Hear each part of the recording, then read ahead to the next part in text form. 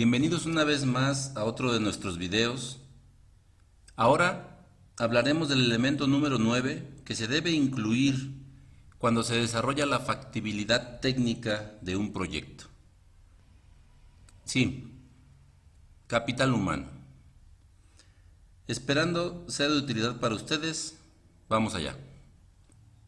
Hablando de capital humano, el capital humano lo tomamos como la medida y el valor económico que se le da a todas las habilidades profesionales de una persona, ya sea que esta persona se preparó de manera formal o bien de manera empírica informal.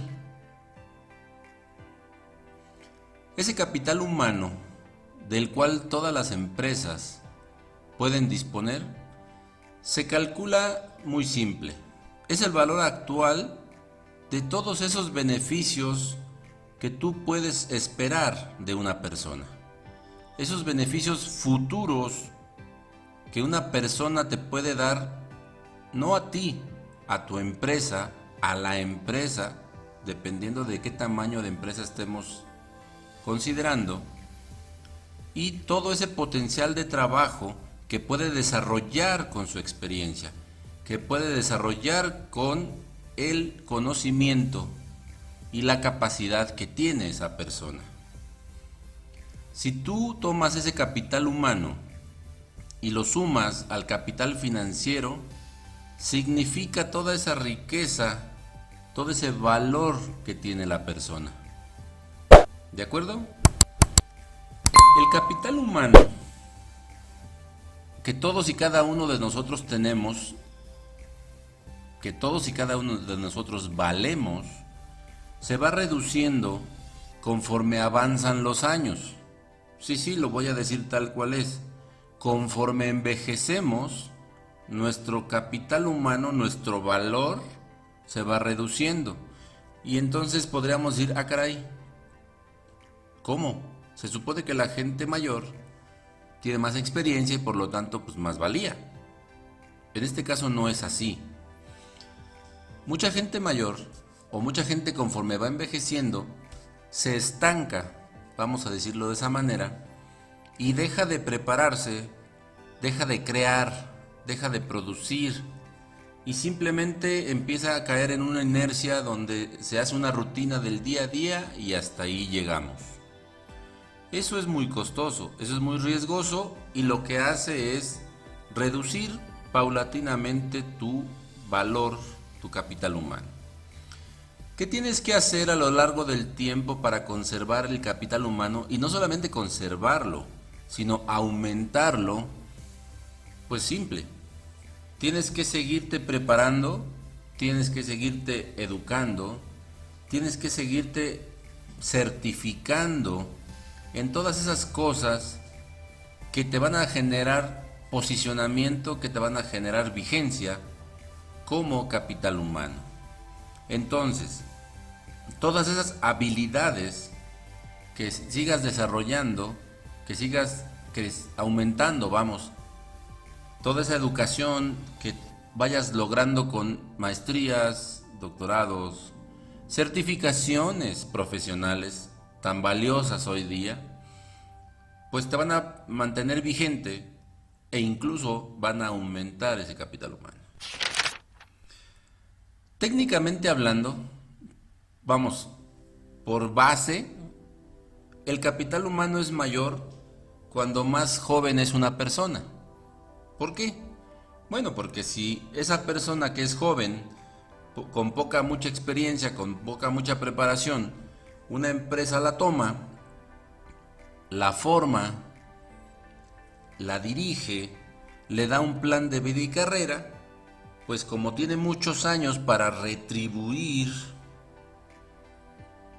para generar ganancia, como mencionamos anteriormente, a la empresa, pues entonces su capital humano es mayor. Es tan simple como lo que voy a comentar. Una persona mayor, una persona ya casi a punto de retiro, o que esté cada vez más cerca de su retiro, ya ha generado esas ganancias. Vamos, no es que porque seas una persona mayor ya no sirves, ya no vales. No.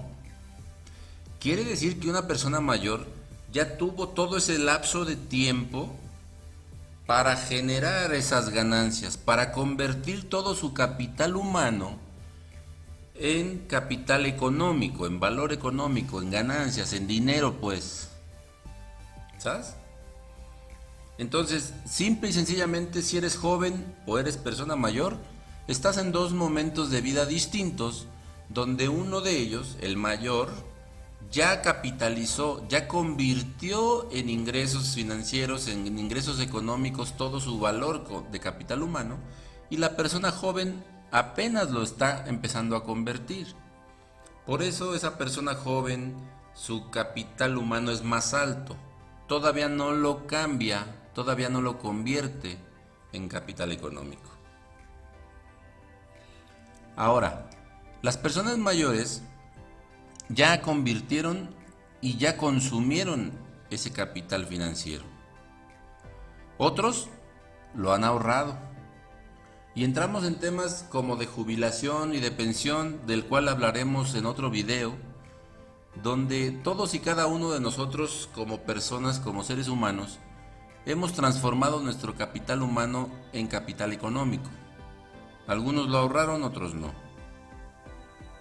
Entonces, simple cuestión de tiempo, simple cuestión de momento, para que nosotros podamos continuar o no aumentando o disminuyendo nuestra capital humano. Ahora, cambio el sentido y ahora voy a ver el capital humano como un factor de producción. ¿Sabes? ¿Por qué capital humano? Porque hubo una serie de personas estudiosas, investigadoras en el mundo de los negocios, en las empresas, en fin, en todos lados, y determinaron que nosotros, los seres humanos, los individuos, podemos traer múltiples beneficios a nuestra sociedad, a nuestra empresa, a nuestro entorno. ¿Eso qué quiere decir?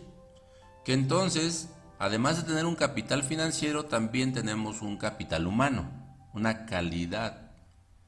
¿Sí?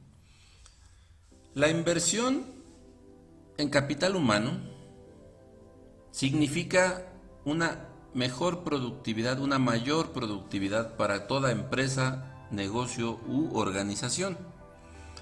Además, esa inversión en capital humano va a permitir impulsar el crecimiento y el progreso de todas ellas.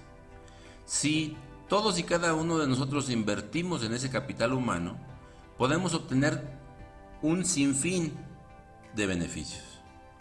¿Qué beneficios? Pues económicos, científicos, tecnológicos, de innovación, sociales, en fin, varios. A todas luces, invertir en capital humano siempre se verá positivo. Hablando con el lenguaje de las organizaciones, al capital humano generalmente le dicen recursos humanos. Algunos difieren con esta comparativa, con esta definición, pero es el otro término que se utiliza. Las empresas, en su casi mayoría, dependen de la capacidad y el talento de todos y cada uno de sus empleados, sin distingo del nivel o de las obligaciones que tienen dentro de esa empresa o de esa organización. La capacidad y el talento de sus empleados son lo que va a permitir que la empresa tenga éxito. Y todos debemos estar conscientes de ello. Se dice que una empresa es tan buena como lo son sus empleados. Que una empresa es tan fuerte como el más débil de sus empleados. Como el menos preparado y el menos capaz de sus empleados. Por eso, y aquí viene un impacto interesante que muchas veces, sobre todo el capital humano joven, no comprende, porque va en busca de un trabajo, va en busca de una incorporación a una empresa u una organización, va a que lo contraten y lo rechazan y lo rechazan y lo rechazan, y todo el tiempo se la pasa repelando y refunfuñando y diciendo, es que pues nadie me contrata, nadie me da una oportunidad. Bueno, Ahí va la razón por la que sucede eso. Los departamentos de recursos humanos de toda empresa u organización deben y ponen mucha atención a la hora de seleccionar, de gestionar y de contratar al personal. ¿Por qué? Porque ese personal, como ya dijimos, es el que va a permitir lograr el éxito. Va a ser la fortaleza de la empresa. Entonces, si el departamento de recursos humanos o de capital humano contrata a quien sea, a cualquiera, pues ya tenemos un problema. Deben ser los primeros en asegurarse que van a seleccionar a las personas correctas, al capital humano correcto, que lo van a dar y lo van a gestionar de la mejor manera posible, y lo más importante, que lo van a capacitar y lo van a optimizar para que de la mano de sus aptitudes y de sus capacidades, ese capital humano genere valor económico y financiero a la empresa. Pero no nada más así de rudo, que lo genere junto y de la mano con generar su desarrollo personal y profesional. Ahí radica la magia. ¿Ok? Bien, ahora veamos el capital humano como incentivo, como detonante para que muchas de esas cosas que acabo de mencionar ocurran. Y lo primero es, y se sugiere, claro, que el capital humano que contraten las empresas y las organizaciones debe ser preferentemente con un grado académico alto. ¿Sí? Además, a ese personal académico, otra forma que lo vas a motivar o a incentivar es que si no lo tiene, dentro de tu programa de desarrollo, para que ese personal cada vez sea más productivo, la organización, la empresa le va a proveer, le va a financiar que tenga esos estudios de maestría, de doctorado, de especialidad, esas certificaciones tan necesarias para que el capital humano incremente y la productividad también. Otra forma que hacen o que tienen para motivar e incentivar es darle beneficios al capital humano. ¿Cuáles? Pues guarderías en el caso de los que tienen hijos, cafeterías a costos muy bajos o gratuitos, espacios de esparcimiento, espacios de relajación, horarios de, meditación, de yoga, de ejercicios, un gimnasio, unos campos deportivos, en fin. Hay muchas formas de beneficiar con incentivos al capital humano. Para muchos, quizá el más importante es que les ofrezcan sueldos y salarios competitivos, arriba de la media que hay en el mercado.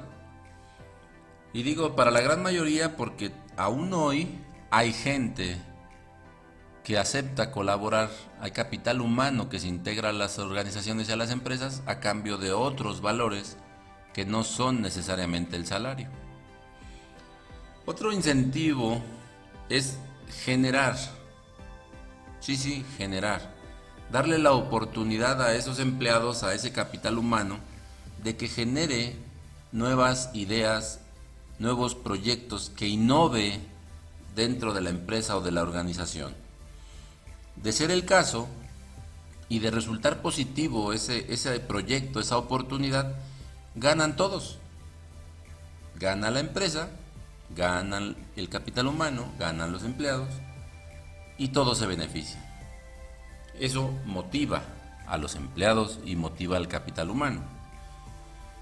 Una empresa que reconoce, una institución, una organización que reconoce, acepta y utiliza el resultado y los productos, los proyectos que innovaron sus mismos empleados, su mismo capital humano, es una empresa que crece, sin lugar a dudas. Otra cuestión importante de incentivo es la capacitación constante al personal. Eso es todo un tema que requiere inversión, que requiere traer a los mejores o convertir a tu capital humano en los mejores, y es permanente. Algunas empresas lo hacen semestral, otras anual, otras trimestral, otras por ocasión, cada vez que van a cambiar de proceso, de producto, de servicio, no lo sé. pero debe de ocurrir como un buen incentivo. Y además, como ya dijimos, aumenta el valor de nuestro capital humano. Ahora, el capital humano como individuo también debe de tener en la cabeza metas y objetivos a un lapso de tiempo determinado. No solamente todo está del lado de la empresa, también el individuo debe tener un plan de vida y carrera, y ese plan de vida y carrera debe tener metas y objetivos. Cumplirlos en un tiempo y forma siempre será bueno para todos y cada uno de nosotros. Ahora, en estos tiempos donde la pandemia ha acelerado y ha reestructurado la forma en cómo el capital humano vale y significa para las organizaciones y las empresas, pues se tomó, se consideró y se obligó a trabajar desde el hogar, a hacer uso de las tecnologías, a dejar el transporte guardado, a disminuir la huella de consumo, la huella de carbono y todas esas cosas, y detonó y seguirá detonando nuevas capacidades y nuevas habilidades que hoy más que nunca las organizaciones y las empresas van a valorar en el capital humano. ¿Qué van a recibir a cambio? Bueno, permanencia, promoción, crecimiento, entre otros. Finalmente, el último de los incentivos que valdría la pena comentar es las prestaciones que el capital humano, que los empleados reciben de su organización. Mientras más capacidad tengas, mientras más valgas, mientras más produzcas, pues tendrás mejores oportunidades y, por lo tanto, acceso a un mejor paquete de prestaciones. Hay prestaciones súper interesantes.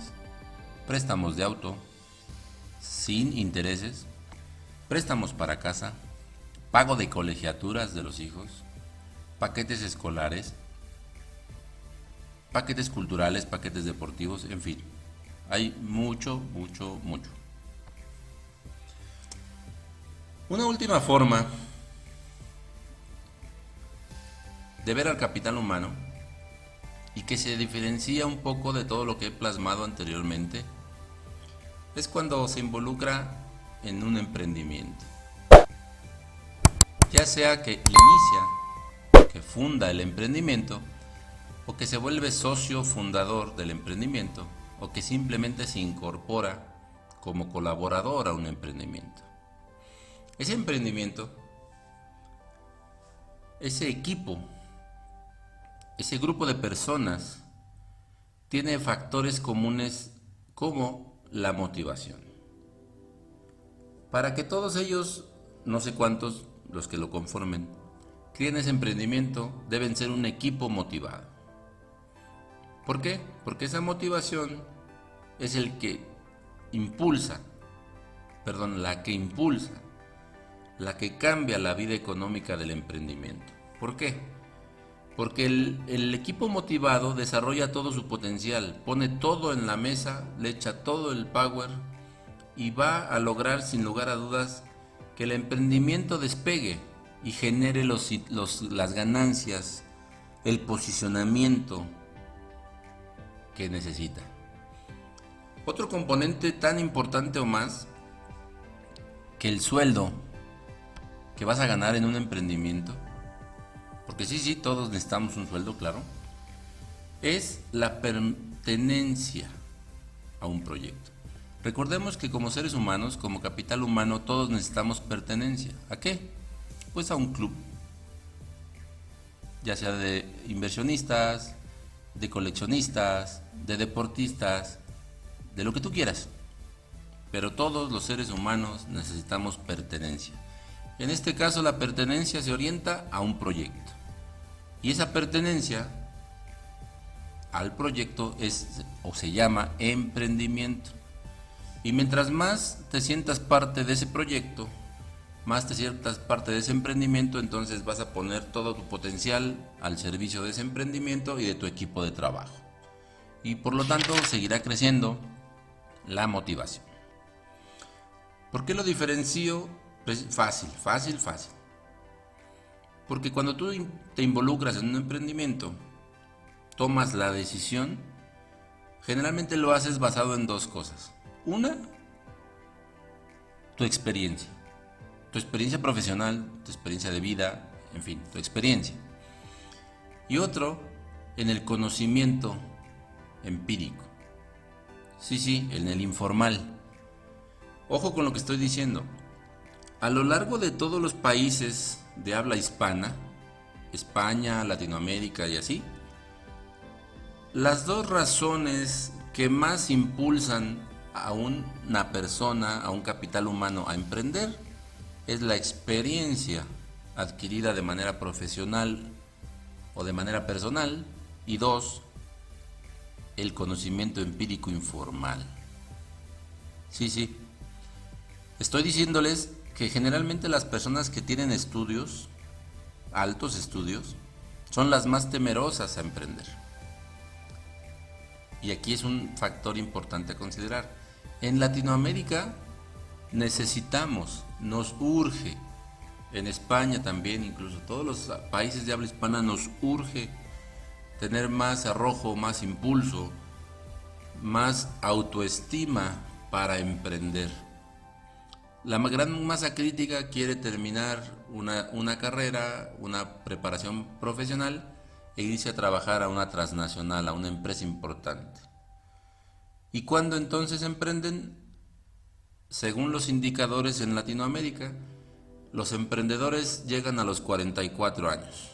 ¿Por qué? Porque se quedaron sin empleo. Vamos, los liquidaron. Y entonces hay que emprender. Y es por eso que digo que los dos factores más importantes para la toma de la decisión de emprender, al menos en nuestra región, es la experiencia, porque es gente que ya tiene experiencia, que ya sabe hacer algo y por lo tanto decide ir por ahí en un emprendimiento, o bien el conocimiento empírico informal, que puede ser que pues tus pasatiempos, tus colecciones, lo que haces con tus amigos, y bajo la circunstancia de que fuiste liquidado y que tienes que seguir generando, dices, pues voy a emprender. Y voy a emprender en lo que sé, en lo que conozco. Ok, hasta aquí dejamos este tema. Les agradezco mucho su atención. Les pido por favor que nos regalen un me gusta, que nos servirá mucho. Les pido por favor que nos hagan todos sus comentarios, sus dudas, sus preguntas al respecto. Y claro, que se suscriban a nuestro canal. Al final les dejo en la parte izquierda enlaces a otros interesantes videos de nuestro canal. Muchas gracias, hasta pronto.